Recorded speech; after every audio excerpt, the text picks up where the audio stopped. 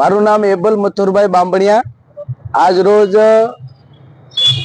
પુંજાભાઈ વંશ પૂર્વ ધારાસભ્ય શ્રીની આગેવાનીમાં તાલુકા ઉના અને ગિરગઢડા તાલુકા કોંગ્રેસ સમિતિના પરિવારો ઉના મુકામે ત્રિકોણ બાગે ડોક્ટર બાબા સાહેબ આંબેડકરના સાનિધ્યમાં એક દિવસના પ્રતિક ઉપવાસ ઉપર 10:30 થી 4:30 વાગ્યા સુધી બેઠા છીએ અને અમે આજે સોશિયલ મીડિયાના માધ્યમથી કહેવા માંગીએ છીએ, આમ તો ઘણા સમયથી કોંગ્રેસ પરિવાર દ્વારા પૂરા રાજ્યમાં ઘણા બહુ લાંબા સમયથી ગુજરાતમાં બેફામ ખુલ્લેઆમ દારૂ ડ્રગ્સના વેચાણ બાબતે જેમાં યુવાધન બરબાદ થાય છે, અસામાજિક પ્રવૃત્તિઓ આના હિસાબે ફૂલી ફાલી છે, ઘણાના નાના પરિવાર ગરીબ પરિવારના માળાઓ વિખાય છે।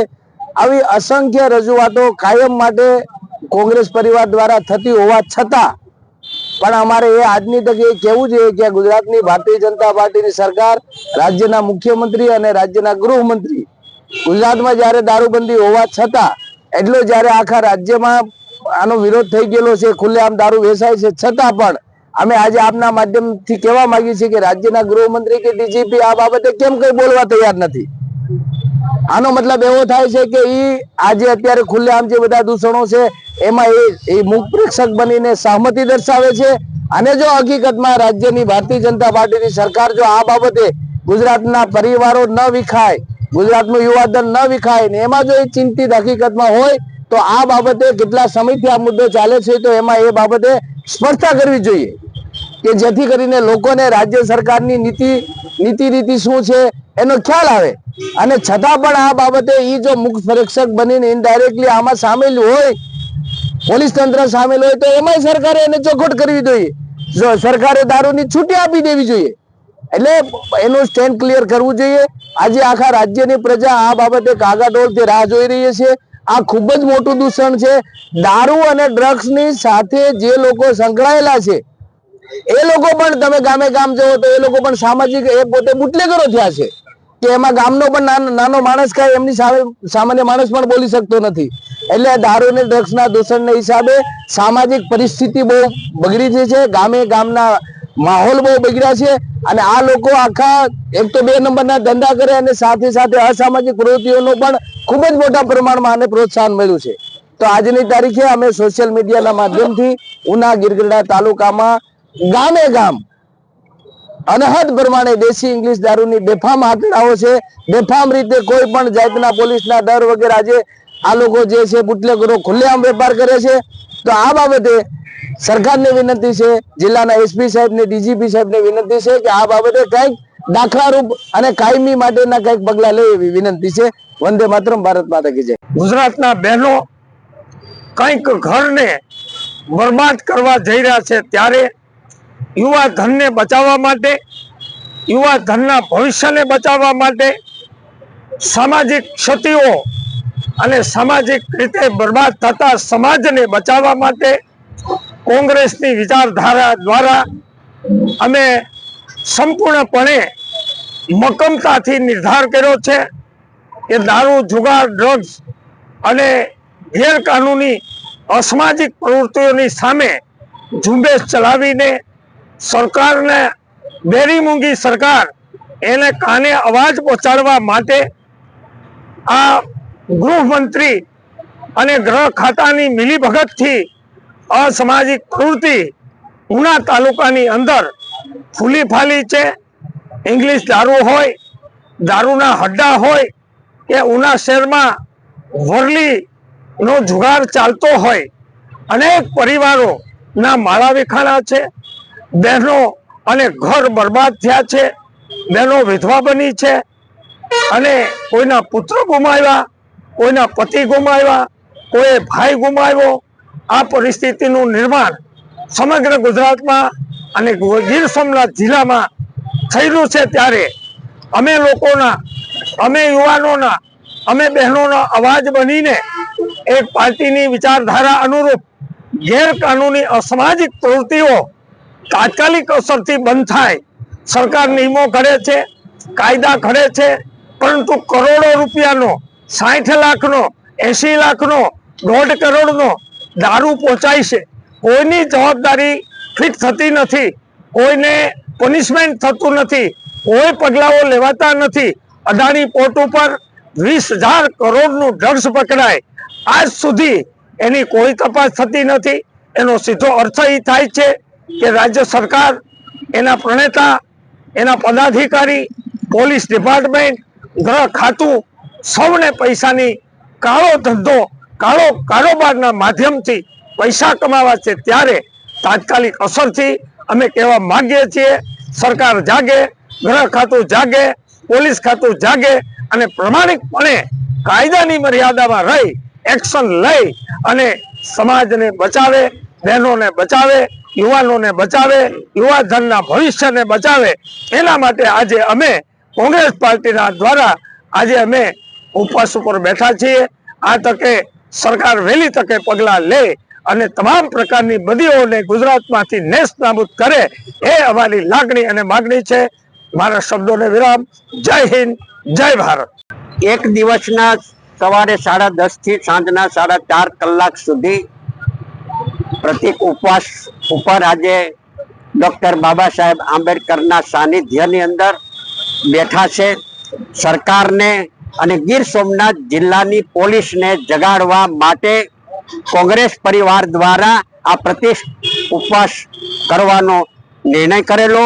એ નિર્ણય કરવા પાછળનો આશય એ છે કે સમગ્ર ગુજરાતની અંદર જે પ્રકારે દારૂ, ડ્રગ્સ બેફામ અત્યારે વેચાઈ રહ્યું છે અને તેના કારણે ગુજરાતનું યુવા ધન બરબાદ થઈ રહ્યું છે.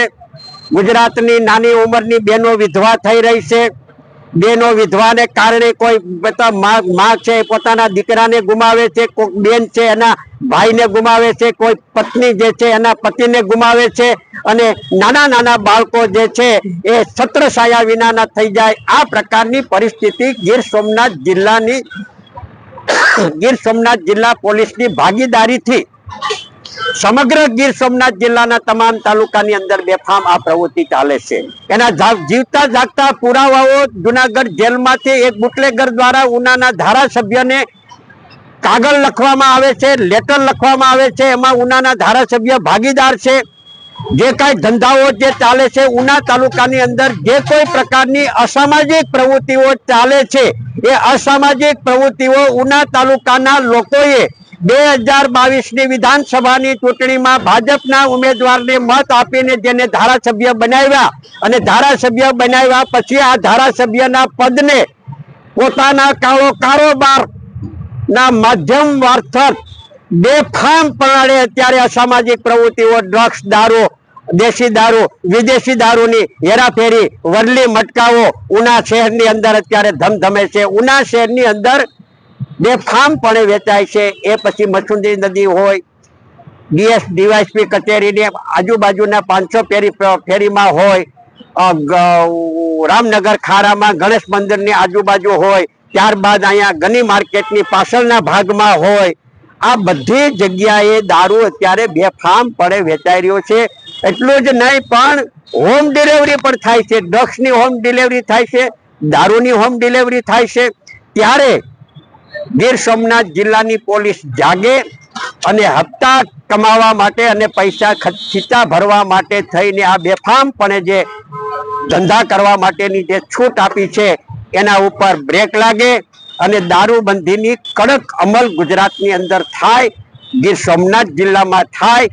એનો અવાજ ઉઠાવવા માટે ગરીબોનો અવાજ બઠાવે, યુવા ધનને બચાવવા માટેનો અવાજ, અને હર ઘરની આ પીડા છે, દરેક ઘરની આ વેદના છે અને દરેક ઘરની વેદનાને વાચા આપવા માટે, એનો અવાજ બનવા માટે, જે કઈ માતાઓ છે એનો અવાજ બનવા માટે અને વિધવા થતી બહેનોના અવાજ બનવા માટે અમે આજે એક દિવસના પ્રતિક ઉપવાસ આંદોલન કર્યા છે. ત્યારે ગીર સોમનાથ જિલ્લાની પોલીસને આપની ચેનલના માધ્યમ દ્વારા મારા સવાલો છે કે એસએમસી ની અંદર, સિમરની અંદર રેડ પાડવામાં આવી, 55 લાખ કરતા વધુ રકમનો દારૂ પકડાનો. દારૂ કોણ લઈને આવતા થાય એનો એફઆઈઆર માં નામ લખ્યા, એની સામે કાયદેસરની કાર્યવાહી કરી, ધરપકડ કરી. પણ આજે 2 મહિના કરતા વધુ સમય થઈ ગયો હોવા છતાં એ દારૂ કોણે મગાવ્યો છે ઉનામાંથી, એ હજુ સુધી ગીર સોમનાથ જિલ્લાની પોલીસ ગોતી શકી નથી. શા માટે નથી ગોતી શકી? ક્યાં કારણો છે? શા માટે તમે તપાસ નથી કરતા ઊંડાણપૂર્વકની? જે લોકોએ આ લેટર લખ્યો છે, ભાગીદારી ધારાસભ્યની ભાગીદારીથી આ ધંધો ચાલે છે. શા માટે આજ દિવસ સુધી આ હજી તપાસ કરવામાં નથી આવતી? જ્યાં જ્યાં રેડ પડે છે, જ્યાં જ્યાં પકડાય છે, ત્યાં દારૂ કોણ લઈ આવે છે એ રેકર્ડ ઉપર આવે છે, પણ કોણે મગાવ્યો છે ને કોણ જવાબદાર છે એ રેકર્ડ ઉપર આવતો નથી. એનો અર્થ એવો થાય કે સંપૂર્ણપણે ગીર સોમનાથ જિલ્લાની પોલીસ છે એમાં ભાગીદાર છે.